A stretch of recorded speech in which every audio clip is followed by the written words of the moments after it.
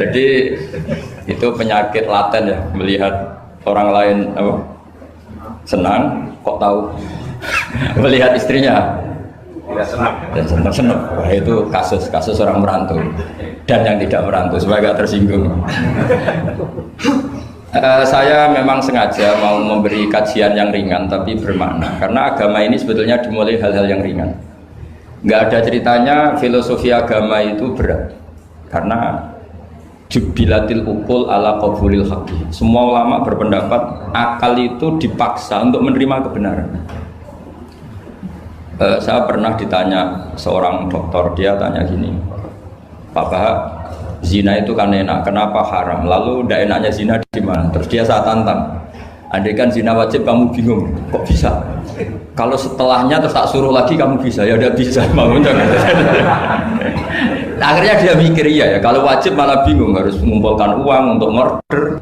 Dan kalau dia senang seseorang tidak harus kesampaian, ya kan? Kalau kamu senang seseorang kan tidak mesti dia senang kamu, kan repot kan? Kalau senang tidak mesti dia senang kamu, atau nggak senang maunya dibayarkan repot. Mendingan diharamkan terus tidak usah, kan enak malah. Tidur di kamar happy santai, syukur-syukur itu terganti oleh sujud, oleh munajat, oleh kesenangan-kesenangan yang religi. Misalnya maling diharamkan ya enak, kalau kita boleh maling malah digebuki orang malah repot. Barokahnya diharamkan tidak dapat pahala, tidak digebukin orang gitu. Sama, jadi perlu membuat argumentasi agama itu penting. Selama ini ada kesolehan-kesolehan amatir, itu yang sering saya kritik setiap saya ngaji, itu kesolehan apa? Amatir. Misalnya gini, kadang-kadang orang ngeluh gini, Islam itu repot, mau kebar gak boleh, mau bebas gak boleh, andai kan boleh semua kan enak. Pertanyaannya adalah, ketika boleh semua, apakah lembaga maksiat ini tidak ada aturan? Kan tetap ada aturan. Boleh pakai kalau bayar, itu aturan enggak? Aturan. Kalau yang cantik mahal kan aturan. Kalau apa khomer atau arak yang enak mahal kan aturan. Artinya gini, di tempat yang maksiat pun banyak apa? Aturan. Kenapa aturan di tempat maksiat kamu anggap kebebasan, sementara agama ngatur kamu anggap pengekangan? Nah, ini namanya soleh amatir apa? Soleh amatir itu yang latihan soleh.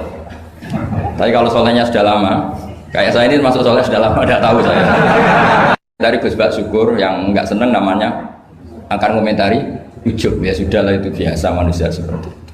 Seperti sama merengut, yang senang akan bilang pemikir serius, yang nggak seneng kok merengut aja. Orang ita itu ya gitu, yang seneng bilang wah itu sibuk ngalor ngidul, yang nggak seneng kan bilang wah ita itu. Jadi itu kan nggak usah dipikir lah, komentar orang itu nggak usah dipikir. Jadi ini penting saya utarakan. Sehingga saya berpikir, terutama untuk zaman akhir, saya ulang lagi terutama untuk zaman akhir, saya buktikan sekian ayat.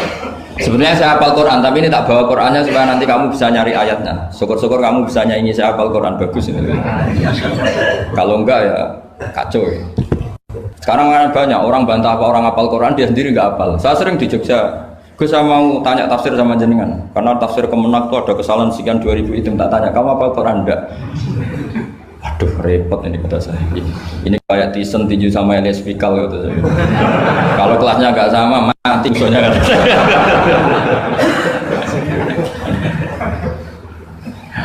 Karena bukan karena ini keangkuhan, tapi proporsional apa? Proporsional. Saya cerita yang ringan-ringan saja, sebagaimana sanad saya dari guru-guru saya ila Rasulullah SAW.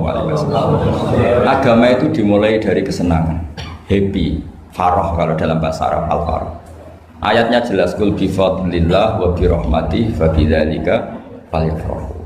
Ingat Muhammad dengan fadl Allah, anugerah Allah dan rahmatnya, kemudian dengan itu kamu harus senang. Sehingga dengan senang kepada Allah dan Rasul itu nikmatnya masya Allah. Andai kan senang itu bisa ditakar, orang yang sedang tahajud menangisi dosanya plus menangisi nasibnya kalau di perantauan itu. Itu senangnya sama orang yang sedang dugem itu mesti kalah, mesti senang yang sedang tahajud. Karena orang-orang maksiat itu sebenarnya orang-orang susah.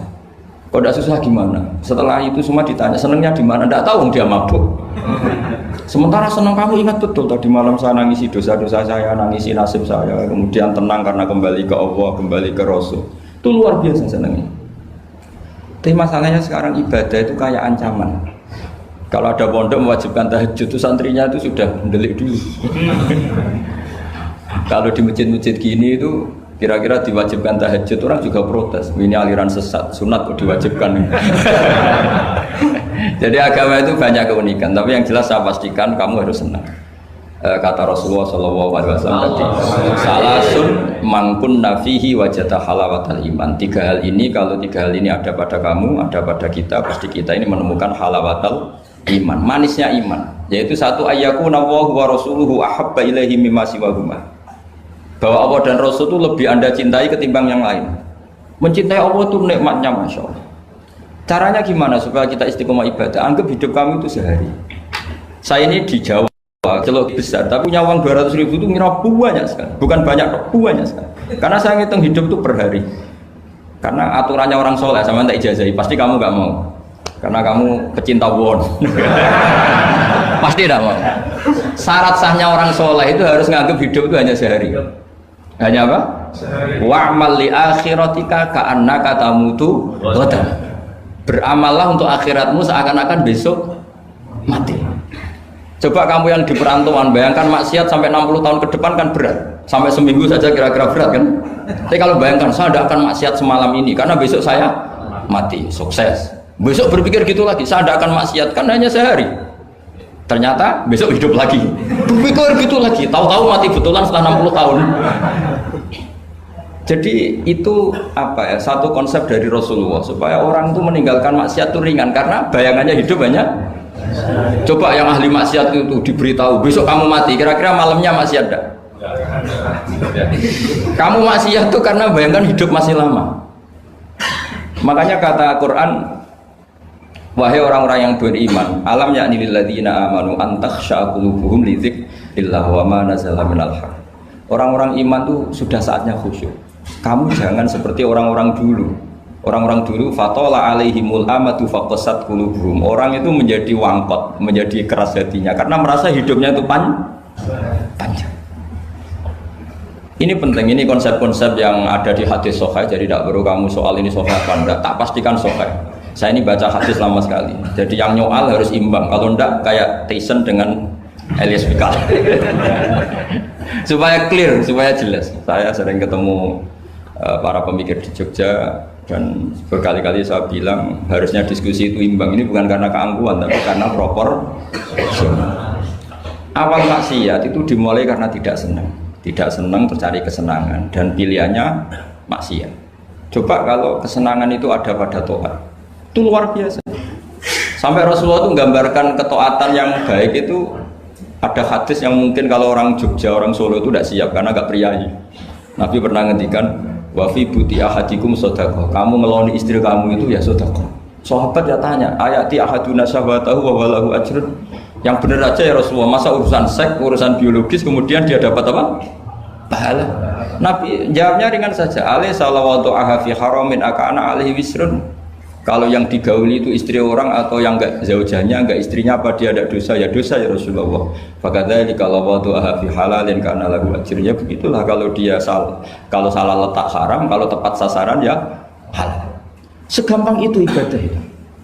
Jadi ngumpulin istri ibadah, nimang anak ibadah, ngaji begini ibadah meskipun enggak paham, enggak ada syaratnya paham.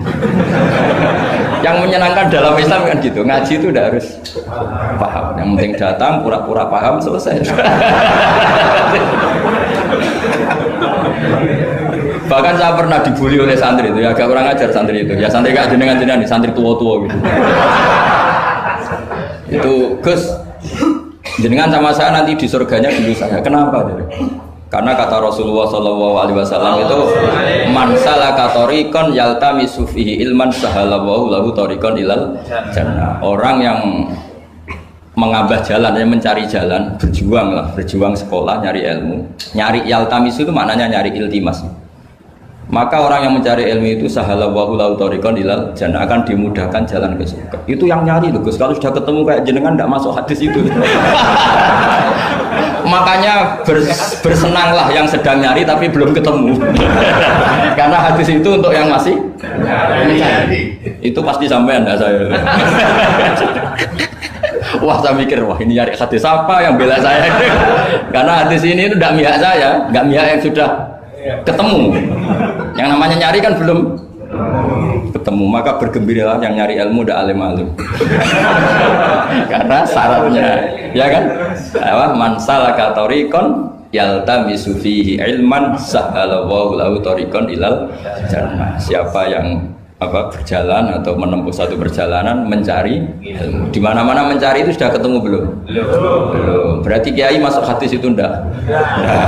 Alhamdulillah. Karena kiainya sudah ketemu ilmu. Maka bergembiralah jenengan saat tidak paham. Artinya masih mencari.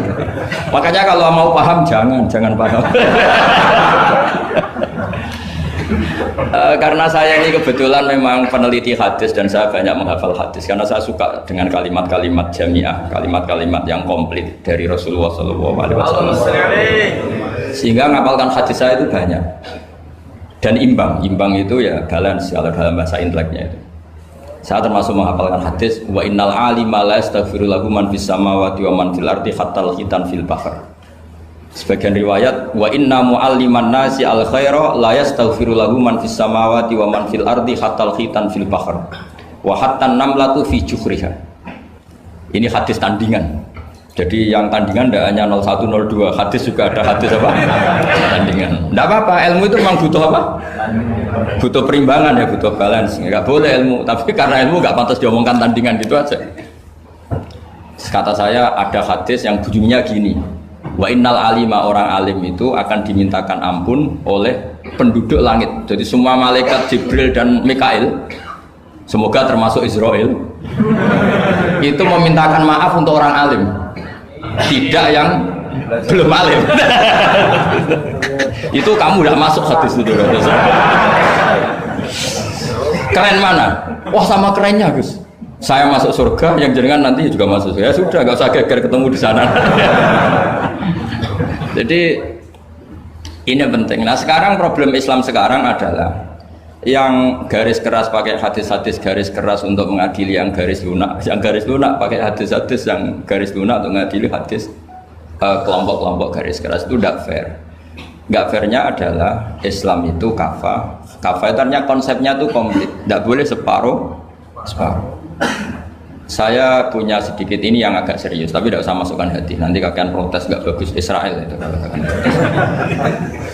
Begini, Abu Bakar As-Siddiq itu terkenal layinal janib, mutawadi, layinal janib, sahlal akhlak, namanya layinal janib. Orang yang sopan sekali, santun sekali, santun, sopan, terus simpatik, sangat simpatik. Namanya Abu Bakar As-Siddiq.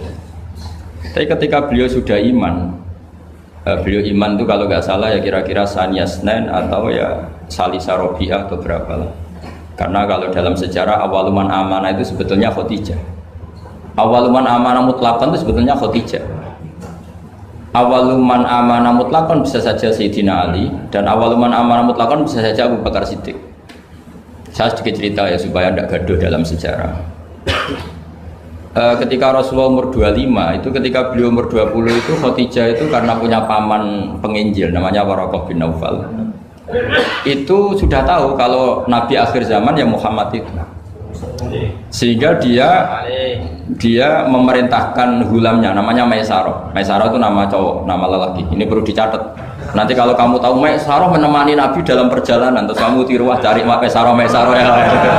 Maisarah itu nama lelaki ya. Lihat ya, Maisarah itu nama. Orang Arab memang lucu. Biasa nama lelaki pakai tak muannas kalau dalam ini Mas Rois ini bahasa gontornya itu. Kalau bahasa Arab biasa Maisarah lelaki, Tolha lelaki, Hamzah lelaki. Jadi biasa kalau kalau bahasa Jawa kan enggak, soleh dan solihah, muslimin dan muslimat, pokoknya kalau ada tak itu manas. Cuma bahasa itu agak harus, tapi tahunya baru gitu sudah bagus loh, bisa naik kelas. Akhirnya Maisarah itu disuruh Khadijah khusus untuk meneliti Muhammad. Dulu masih jangkar karena belum Rasulullah. Setelah diteliti di perjalanan ke Syam, mengikuti dagang. Semua keajaiban dan alamat nubuwah itu ada semua, termasuk tuzilluhul ghamamah tuti'uhus sahaib. Setiap perjalanan yang terik itu matahari pas apa? Ghamamah itu apa? mendung mengayomi Nabi. Saya termasuk orang yang ditakdir pernah di pohon tua yang dulu jadi alamat nubuwah. Di Jericho itu ada pohon tertua di dunia. Pas saya di situ malah ada film dokumenter Kristen pas itu. Karena pohon itu semua Nabi pernah duduk di situ, termasuk Nabi Isa dan Nabi Muhammad SAW. Dan itu para pendeta tahu reaksi pohon. Jadi kalau duduk, kalau sampean yang duduk pohonnya agak reaksi biasa saja. Tapi kalau Nabi yang duduk itu akan direaksi. Misalnya Nabi duduk di barat, kemudian matahari teriknya dari barat, pohon itu akan pindah ke barat supaya geser. Sehingga Rohibbu Khairo itu tahu ini calon Nabi sesuai definisi atau kriteria yang ada. Singkat cerita, setelah Maisarah lapor sekian alamat Nabi itu diceritakan Khadijah, terus Nabi ketika umur 25 dia memantapkan diri untuk nikah sama orang yang bernama Muhammad. Tapi Khadijah itu mulai agak kecewa. Kok nggak jadi Nabi? Biasa-biasa saja, tetap dagang saja. Nabi tetap dagang. Hanya tentu tetap punya sifat amanat, kredibilitas dijaga, semuanya terjaga. Tapi nggak ada alamat Nabi yang ekstrim lah yang sehingga Khadijah mulai mamang ini kapan jadi Nabi ini kok gini-gini aja ini. Nah, pas umur 40 itu Nabi ngalami yatahannas itu yata'abbad al-layali yadawatil adat. Kalau dalam Sahih Muslim disebutkan fakana yatahannasu fil ghar wa huwa at-ta'abbud al-layali yadawatil adat. Yang dikatakan tahannus adalah menyembah Allah di gua, menyepi, kemudian beberapa hari. Terus di hadis itu juga diterangkan wa yatazawwadu lidzalik. Perlu dicatat dulu tirakannya Nabi itu ya bawa bekal. Bukan terus kelaparan 3 hari nanti fata morgana yang dilihat. Jadi ini perlu dicatat. Kadang banyak orang tirakat gak makan 40 hari, gak makan 3 hari itu malah bahaya. Karena yang dikatakan nur atau apa ternyata fata morgana karena lama gak makan. Jadi perlu dicatat di hadis itu jelas ada kalimat wa yatazawwadu lidzalik. Ya Nabi ya normal bawa apa? Bekal. Jadi tidak lapar-lapar amat. Tapi tidak satu nampan kayak makan di atas tadi ndak ya.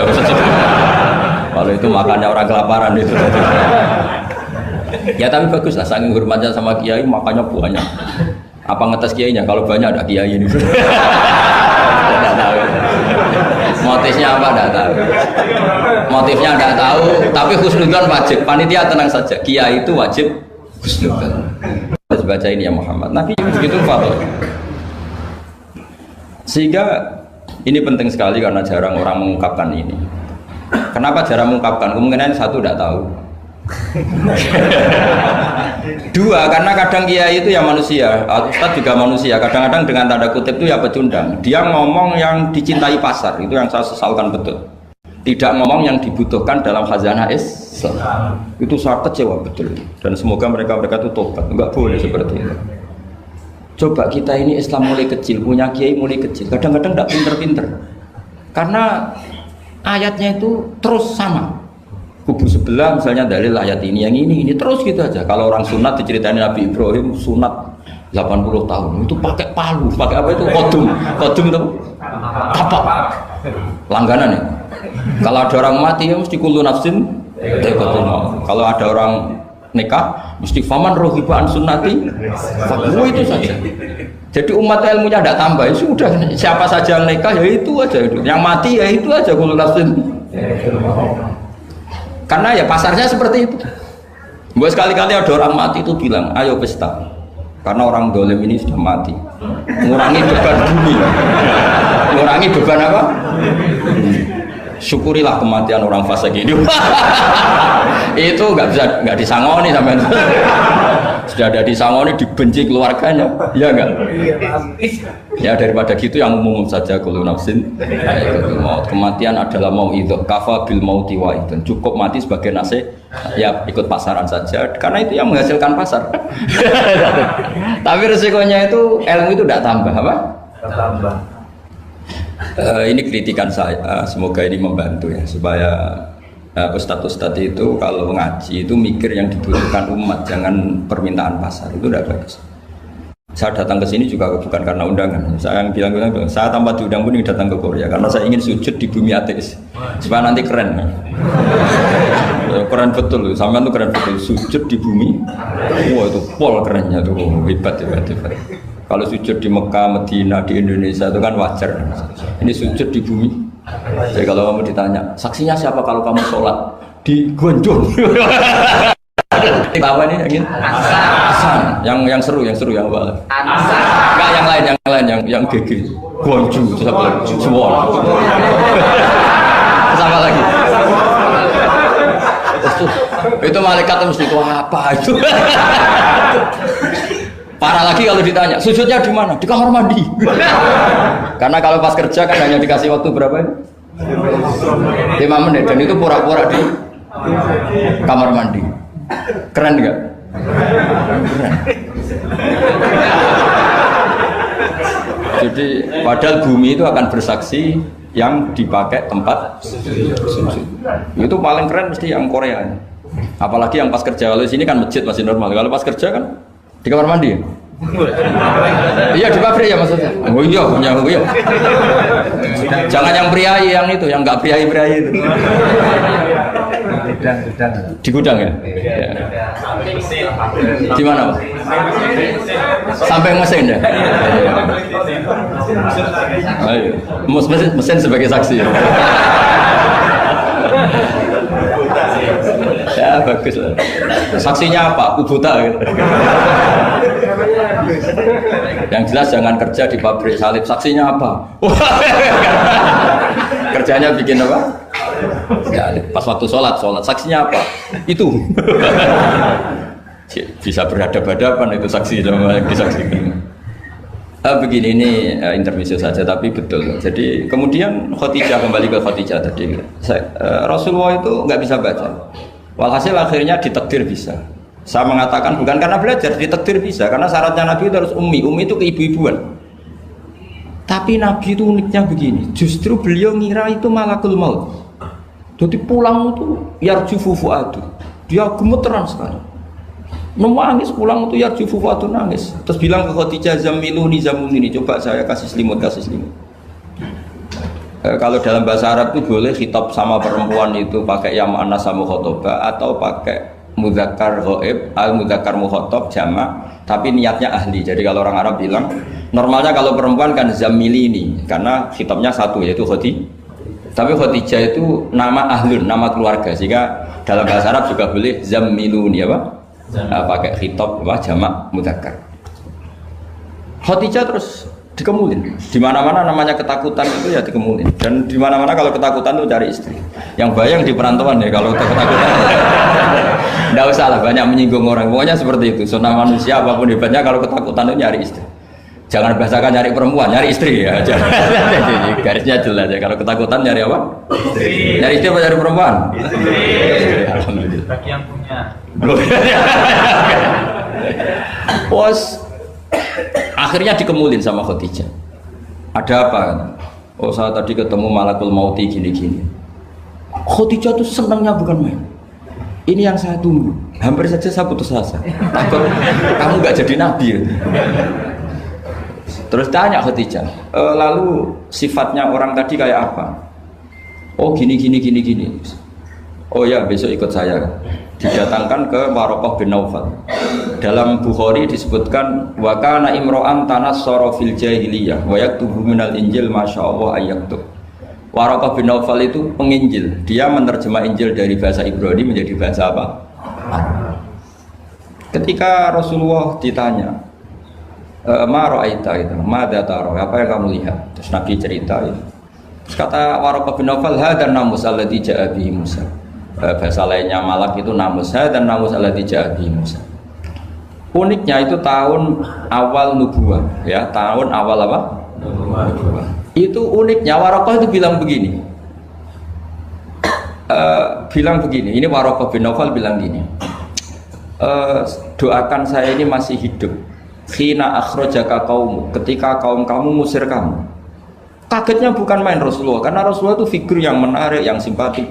Beliau putra tokoh, Muhammad bin Abdullah bin Abdul Muttalib bin Hashim, tokoh yang sangat dihormati. Beliau tidak punya kasus, beliau ada orang yang dibenci, beliau orang yang sangat menarik.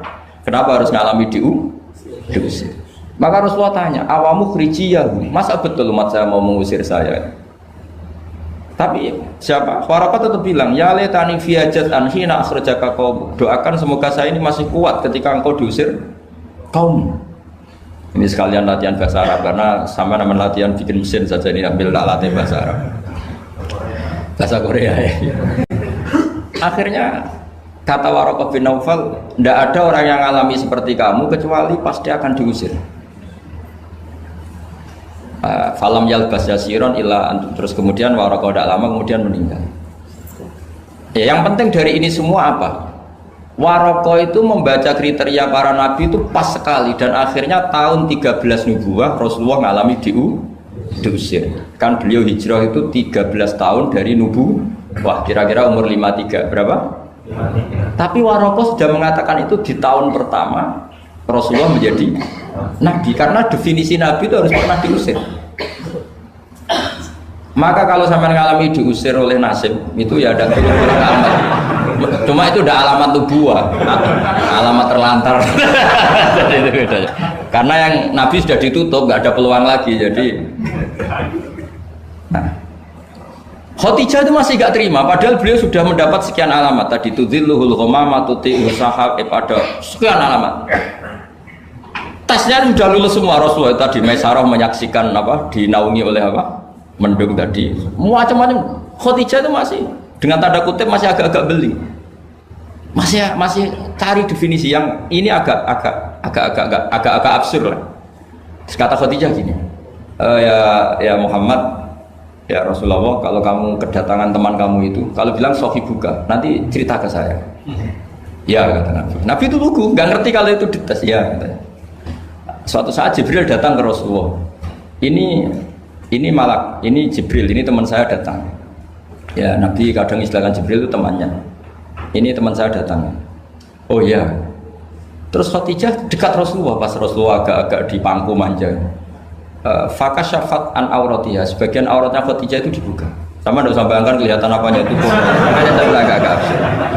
Ya kira-kira pupunya saja lah yang lebih mudah. Tidak lebih dari itu, jangan macam-macam. Akhirnya terus ditanya, Khadijah tanya, temanmu masih? Tidak, lari. Terus hanya Khadijah ditutup lagi. Khadijah nggak tahu ada Jibril, nggak tahu. Ditutup lagi. Sekarang temanmu di mana? Oh sekarang datang lagi. Oh Nabi diambungi sempurna. Ini yang saya tunggu-tunggu, Kang. Itu malaikat betul, bukan setan. Karena kalau setan tahu aurat kamu tahu kan. Artinya apa? Dalailun nubuwah itu dikaji sedemikian rupa oleh Khadijah karena beliau ponakan dari penginjil, yaitu Waraqah bin. Tentu zaman itu Injil masih orisinil ya, bukan kayak yang sekarang Lukas Matius. Tentu jadi Injil di sini bukan konotasi yang muharraf yang apa? Enggak orisinil ya, tentu yang masih apa? Orisinil. Jadi semuanya mengarah ke pembenaran terhadap kenabian Rasulullah Muhammad SAW. Jadi Khadijah tambah mantap. Jadi Nabi dites itu ada tahu ya lugu saja. Temanmu masih lari. Terus setelah ditutup lagi, temanmu ada. Oh iya ya sekarang ada lagi. Wah ya Nabi betul. Absyir ya Muhammad, kamu harus senang, itu malaikat betul. Kalau setan tidak seperti itu. Oh, kalau ada aurat senangnya bukan main. Nah, melihat awal, saya ulang lagi ya, melihat awal dialek kenabian itu hanya dengan Khadijah karena dia keluarga terdekat beliau. Maka sebetulnya awaluman amanah mutlakon itu sebetulnya itu hampir semua ulama bilang itu Khadijah, bukan Abu Bakar. Tapi melihat peran Abu Bakar yang begitu sentral dalam mengawal Islam, orang bilang Abu Bakar. Melihat Sayyidina Ali teman kecilnya Rasulullah, orang bilang Ali. Sehingga berjanji itu, kitab berjanji itu maulid itu kan sebenarnya kitab sejarah normal biasa, kitab akademik sebetulnya, bukan kitab mantra, kitab akademik. Beliau kalau ngendikan itu awaluman amana minar rijal Abu Bakar, wa minan nisa Khadijah, wa minas sibyan Ali, wa minal mawali Zaid. Supaya semua kelompok terwakili, semua kelompok. Karena kalau yang pro Abu Bakar dibilang awaluman amanah Khadijah itu merengut. Yang bener aja kayaknya Abu Bakar. Yang pro Khadijah kalau dibilang Abu Bakar juga merengut. Yang pro Ali juga demikian. Akhirnya di tengah-tengah awaluman amana minar rijali Abu Bakrin, wa minan nisa Khadijah, wa minas sibyan Ali, wa minal mawali Zaid bin Harisah. Pertama orang iman dari golongan lelaki tua, rijal lelaki tua, lelaki berumur itu Abu Bakar. Dari perempuan Khadijah, dari anak kecil Ali, dari mawali budak dimerdekakan. Jadi itu sudah cara bahasa Arab itu takbir itu redaksi yang agak-agak ngeles. Jadi seperti gini lah, pendiri masjid As-Siratal Mustaqim itu siapa? Yang pertama punya ide tentu sebenarnya yang pertama, tapi kan ide tok belum terrealisasi. Nah, nanti yang pertama terrealisasi pondasi juga pertama, tapi yang benar-benar mulai dipakai Jumatan itu juga pertama lagi lah. Supaya agak sensitif kita ini harus minta pertama semua, mau tidak mau kan kita harus ngomong awaluman bana hadal masjid si'ah, tapi dulu belum ada ya bana ide. Wa awaluman misalnya pembalataan batu pertama waktu al-hijarah awalan ini. Wa awaluman sing jadi imam ya ummu hadal masjid fil jum'ah ini. Lah yang sampean wa awaluman ngerameni mbu masjid. Sudah enggak apa-apa, penting awaluman apa? Masuk kategori awal. Nah, ini penting saya terangkan. Kembali ke Abu Bakar. Abu Bakar itu layyinal janib, orang yang sopan. Dan itu bagus, tentu sopan itu bagus, layyinal janib bagus. Tapi masalahnya Rasulullah itu dikepung preman-preman yang ganas, yaitu Abu Lahab, Abu Jahal, Walid bin Mughirah, Wa'il bin semuanya preman yang ganas. Bukan sekedar kafir tapi ganas terhadap umat Islam. Mereka penyiksa-penyiksa ulung, termasuk akhirnya ada yang mati syahid, awalul syahidin fil Islam, yaitu Ammar bin Yasir. Tapi yang bapaknya bukan Ammarnya, siapa? Yasirnya sama istrinya namanya Sumayyah. Makanya saya tadi ngaji di Masjid Ammar bin Yasir itu ngaji yang paling tidak guyon, karena masjid itu didesain untuk mengenang Ammar bin Yasir.